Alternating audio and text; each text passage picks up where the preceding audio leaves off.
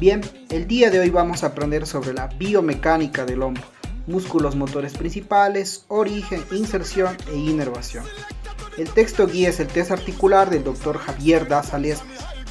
Empezamos.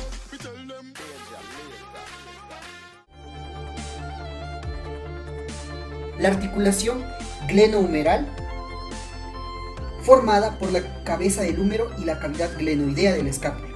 La articulación subacromial sería la segunda. La articulación escapulotorácica, la articulación acromioclavicular y la articulación esternoclavicular.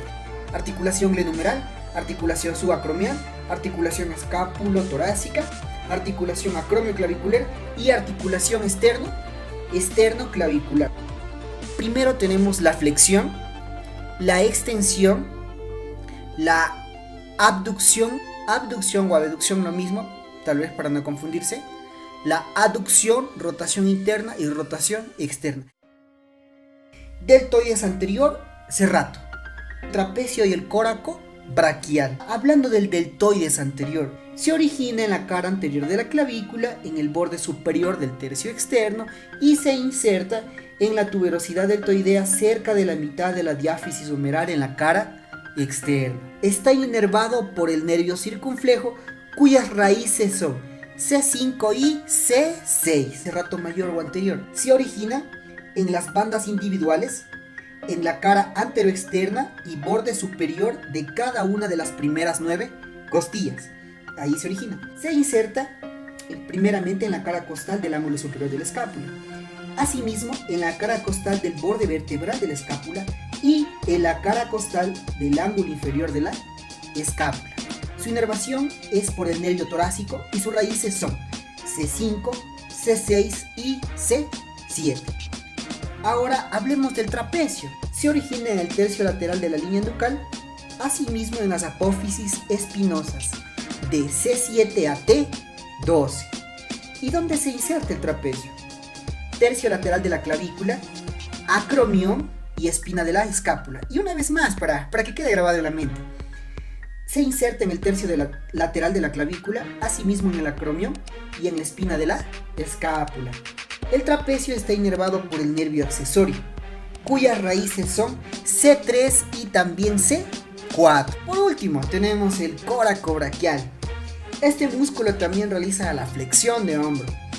Se origina en la apófisis coracoides, se inserta en la cara interna del húmero, en el tercio medio frente a la inserción del deltoides.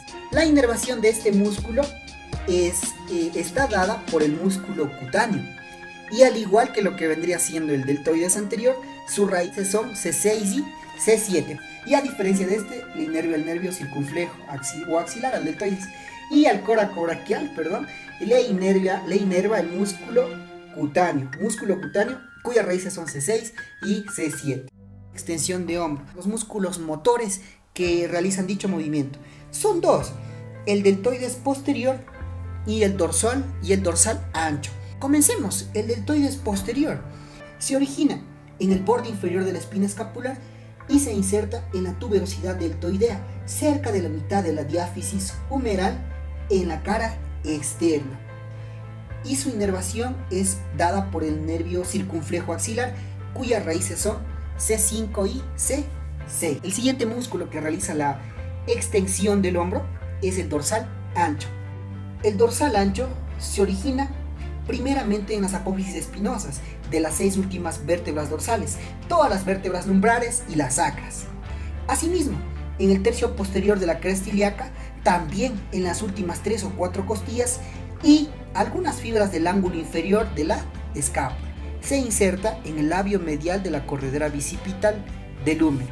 Siendo así, su inervación es la siguiente: el nervio propio, cuyas raíces son C6, C7 y C8. El deltoides medio y el supraespinoso. Los músculos que también realizan cierta función son el serrato mayor o anterior y los otros deltoides. Es decir, estos músculos son accesorios. El músculo deltoides medio, ¿dónde se origina?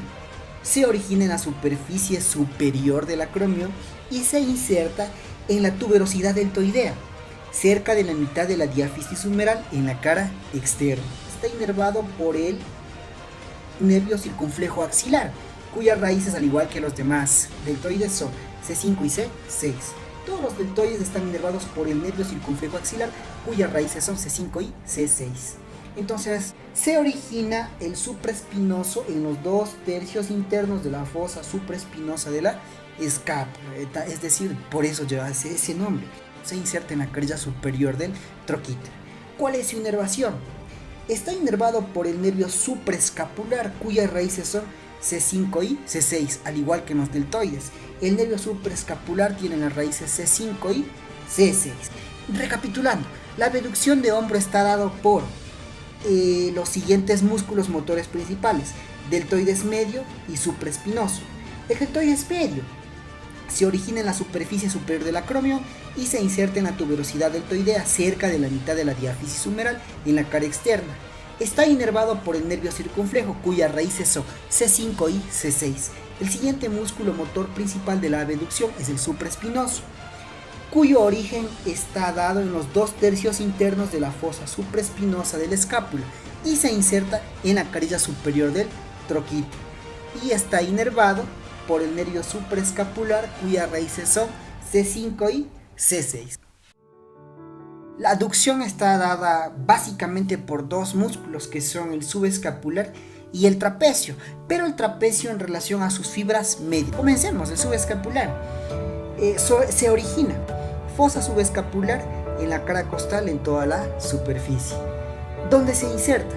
Se inserta A, troquín, tuberosidad menor del húmero; B, parte anterior de la cápsula articular del hombro, inervado por el nervio subescapular, como su nombre mismo lo dice, nervio subescapular superior e inferior, cuyas raíces son C5, C6 y C7. El músculo trapecio, pero en relación a sus fibras, las fibras medias.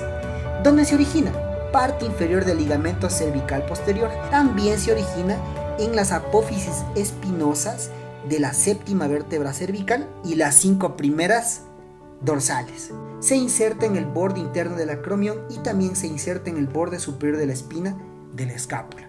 Su inervación: está inervado por el nervio accesorio o noveno par craneal o nervio espinal. Entonces, la aducción de hombro está dada por el subescapular y por el trapecio en sus fibras medias. La rotación interna de la cintura escapular, que está dada por los siguientes músculos. Está dada por el músculo dorsal ancho, redondo mayor, subescapular y pectoral mayor. El redondo mayor, ¿dónde se origina? Se origina en la cara dorsal de la escápula, en el tercio inferior del borde axilar. Repito, el redondo mayor se origina en la cara dorsal de la escápula, en el tercio inferior del borde axilar. Se inserta en el labio medial de la cordera bicipital del húmero, por debajo del subescapular. Su inervación está dada por el nervio subescapular inferior, cuyas raíces son C5, C6 y C7. El otro músculo que realiza la rotación interna es el músculo pectoral mayor. El origen del pectoral mayor: en la porción clavicular, en los 2/3 mediales de la clavícula; en la porción esternal, en la cara anteromedial del esternón; y en la porción costal, del primero al séptimo cartílago costal. Y se inserta en el labio lateral de la cordera bicipital del húmero. Su inervación está dada por el nervio torácico anterior mayor y ramas del torácico anterior menor, cuyas raíces son C5, C6, C7, C8 y D1.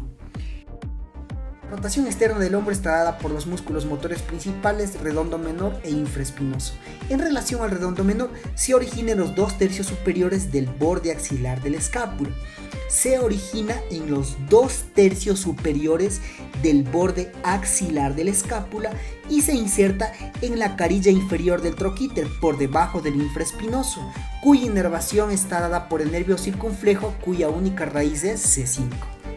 El músculo infraespinoso, que también realiza la aducción del hombro, se origina en los 2/3 inferiores de la fosa infraespinosa, como su nombre le dice, del escápula, y se inserta en el centro del troquíter del húmero, cuya inervación está dada por el nervio supraescapular, cuyas raíces son C5 y C6.